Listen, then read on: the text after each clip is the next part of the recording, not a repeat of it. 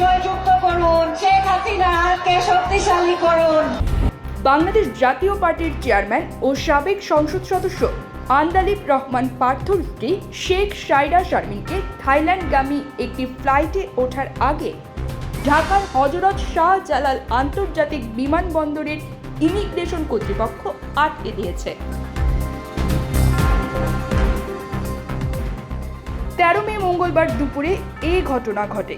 Immigration সূত্রে জানা গেছে, শেখ সায়রা শারমিন থাই এয়ারওয়েজে TG322 ফ্লাইটে দুপুর 1:35 ব্যাংকক যাওয়ার প্রস্তুতি নিচ্ছিলেন। চেক ইন সম্পূর্ণ হওয়ার পর তিনি ইমিগ্রেশনে গেলে সেখানেই তাকে থামিয়ে দেওয়া হয়।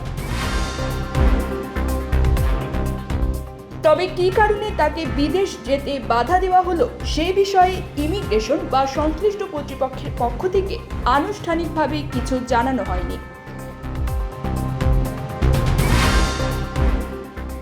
শেখ সায়রা শারমিন বাংলাদেশের রাজনীতির গুরুত্বপূর্ণ একটি পরিবারের সদস্য হিসেবে পরিচয়।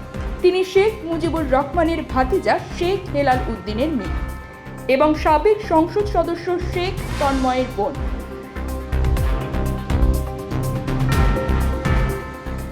শেখ হেলাল উদ্দিন নিজেও বাগেরহাট 1 আসন থেকে আওয়ামী লীগের মনোনয়ন নিয়ে সংসদ সদস্য নির্বাচিত হয়েছেন।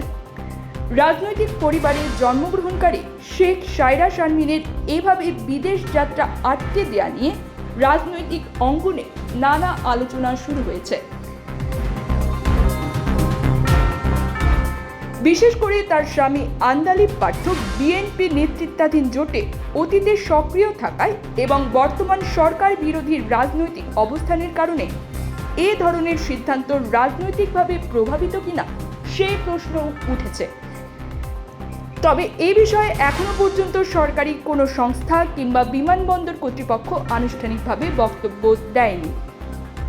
বিষয়টি নিয়ে যোগাযোগ করা হলে বিএনপি বা বিজেপির পক্ষ থেকেও কেউ আনুষ্ঠানিক প্রতিক্রিয়া জানায়নি।